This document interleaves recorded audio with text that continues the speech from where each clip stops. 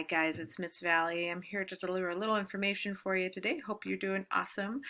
Thanks for popping into the call and thanks for coming to class. And we're going to get moving forward with our piece poster work. Okay, so you should by now have a pretty solid design in your sketchbook for what you want your piece poster to look like. And that design should really tell the story of peace through service as you see it. Okay. Just a few reminders, no weapons, of course you guys know that. No words, no numbers in your poster. Those are some rules that we need to keep in mind. This PowerPoint is the top material in Unit 2 in our Google Classroom. If you want to review it on your own at any point in time, I can show you. It's right. And let me scoot up just a little bit. No. Okay, looks like okay, we'll do that.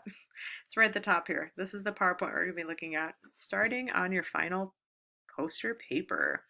Your final poster paper is located in the back of the room by Mr. Seeley's door, as is a big pile of yellow paper. Those two things need to combine to give you a safe way to take your poster home. Everyone's taking poster paper home. Even if you don't do a dang thing on your poster paper today, you still need to take some home, because tomorrow you will, okay? So everyone's going to take a piece of yellow paper, put it down. Take your poster, put it on top of that. So yellow, and then white's on top, and then you're going to roll them up. Okay, the yellow should be on the outside, and that's going to be the protective layer that will hopefully help you take your artwork home so it is safe from any wrinkles, creases, indents, folds, etc. Okay, make sure your name is on the outside of that yellow poster protective layer so that we know whose is whose. Recommendation for you, if you want to try this, I think it's a great idea. Ask the sub if you can leave a couple minutes early to take your poster to your last hour class of the day. Ask that teacher, hey, can I please leave my poster here so I don't need to take it with me to lunch or my 5th hour class, but I can just pick it up at my 7th hour. When our last hour is done for the day, I can just grab my poster, boom, take it out the door, hop on the bus, hop in your adult's car, go home, and that minimizes the time that you need to walk around with your poster. I also understand that many of you are super forgetful, if you're anything like me, right? And you might be like, I'm going to forget that poster in my 7th hour class. It will definitely not go home with me. You know yourself. Please make a decision that's good for you. If you know it's just going to be better if you keep that poster with you every class of every hour today, then just keep it with you, okay? Because I really do need you to take your poster home so that you have something to work on tomorrow, because we got to get these posters done on time for the contest. We're going to have about 2.5 weeks to be able to finish them, to work on them in order to finish them in time. If you're coming to school tomorrow, right? If I see you tomorrow and not today, you need to make sure to bring your poster to school, okay? Same reason, because that's what we're going to be working on. Wherever you go, your poster goes with you. Just remember that. Alrighty, let's hop into this PowerPoint. Actually, I already have it open. Alright, so this would be pretty slick if I could actually present this and I was live with you, but we'll make the most of it. Here's some examples of other artworks revolving around the idea of peace through service, and they kind of cheated because they have letters and words and all that. You cannot, just so you know. You've got a little harder challenge ahead of you. But you need to ask yourself, what story does your artwork tell? Before you dive into that final poster, you've got to make sure that your idea actually tells the story of peace through service, which is a bit abstract, and you need to interpret that idea and put it onto paper and make sure that it actually makes people think of the concept peace through service. You might want to ask a neighbor, hey, does this tell the story of peace through service? Should I add anything? Should I take anything away? Okay. Other eyes are very helpful in these moments. Today, you're going to do a few things. You're going to make a really good poster, okay? And to do that, you're going to need to sketch out your idea first on that final poster paper. And you just get one piece of final poster paper, so make it count. Hold your pencil loose, light. I recommend you hold it more towards the middle. You're going to be erasing, you're going to be making mistakes, so ease up a little bit, okay? The next thing you're going to do is you're going to be adding Sharpie in your outlines. I'll tell you some tips and tricks about how to do that, and that's going to be coming up next year. You're then going to erase all of your overall pencil lines after you outline in Sharpie. You might have some pencil lines left over that are just hanging out there and they're not looking too great. Get them out of there. It'll make your work look really crisp and nice if it's just paper and Sharpie marker, okay? And then lastly, we'll add color. We're not going to add color today. I don't even want you to really think about that because the work that you're going to have to do with pencil and Sharpie should take up the class period. No problem. Okay. Now moving forward, I want you to think about outlining, right? After you get your pencil lines drawn, you've drawn everything super neat and nice. It's looking really beautiful. You've filled up your space wisely. There's no big gaps. You erase the mistakes. You're looking up online resources to make sure you're drawing things really, really nice. And then you're ready to outline in Sharpie. Well, what do you use when? Sharpie marker, Sharpie pen. I'm going to give you some tips, and I made a little video for you guys. So we're going to play this video. And this video is linked in the PowerPoint, but it just has been super fussy for me in the PowerPoint, so I'm going to play it in the YouTube location. Like materials. Oh, where's fast forward? Okay. Line weight. We're going to be thinking about line weight as we use Sharpie marker and pen to outline our work. And line weight is the thickness or thinness of a line. With Sharpies, we can use Sharpie markers to make thicker lines really quickly and easily, and we can use Sharpie pens to make thin lines immediately as well.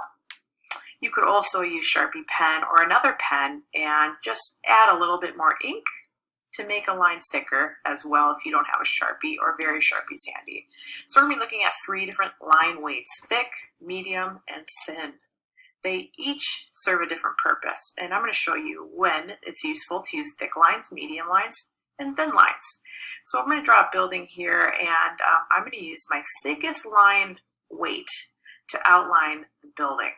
Okay, so I'm not thinking about anything on the inside of that shape. I'm just outlining the outside lines with thick, heavy lines. I'm not going overboard or anything, but in our options here, it's the thickest. Now the lines on the inside of my building, I'm going to have them be medium lines. The thinnest line I would use for the smallest details. So this would be really useful to have a Sharpie pen or some other type of pen with a very narrow tip. And if you are experimenting with different types of pens at home, test them out on paper and see what kind of lines they make. All right.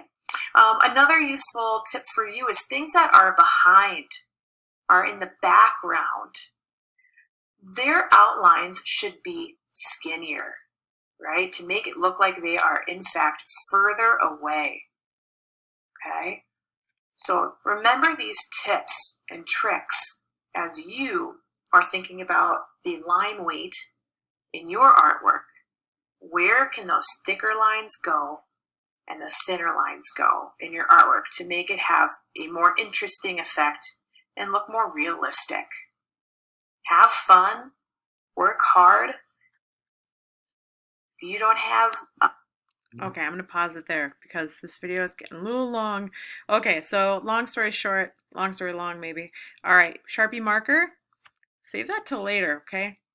Outline everything in Sharpie pen because then after everything's outlined in Sharpie pen, you can always add a little Sharpie marker on the lines that are the outside lines. We would call those the contour lines, right? And then you can leave Sharpie pen for those detailed lines, okay? For the lines that are medium, right? Like these lines on the inside of the shape, we said thick lines go on the outside, right? Medium lines go on the inside. Skinniest lines are for details. These medium lines, this might be going over a line 1 to 2 extra times with the Sharpie pen. The more time that pen sits on the paper, the more ink the paper absorbs and the thicker the line will appear, the bolder the line will look. Okay, so those are some tips. This video goes on a little bit longer and you can certainly watch the rest of it if you'd like in your own time, but I just want to respect your time and also the subs time and make sure that we cover some of this content. Again, you guys know the deal with sanitizing materials that we borrow and share in this room. Everything must be wiped down when you return it. Please make sure you are doing this and also make sure you're maintaining social distance. In your poster, what's your point of focus? What's the emphasis? How's it standing out? Make sure you have something that is the point of emphasis and the interest point. And if you want, we can, as a sub, you can go through what's the emphasis in each of these artworks, but the students don't know because they're really dang smart with this stuff. So I will leave that up to you. Long story short, long story long. You guys are working on your poster. Get your design finished. Get your plan ready to go. Draw that plan really nicely onto your poster. You just get one. Draw light, okay, in pencil. If you have time and the class isn't over, outline everything in Sharpie pen. If you still have time, watch that line weight video one more time and just review where lines should be heavier, where lines should be skinnier. Okay.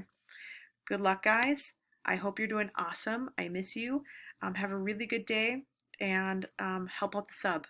Anyone who's like being super, super awesome and helpful, I would love to know their names because I want to write letters to their adults and let them know that they're really kind for the sub. So stand out in a really positive way, and I cannot wait to see you guys again. Bye.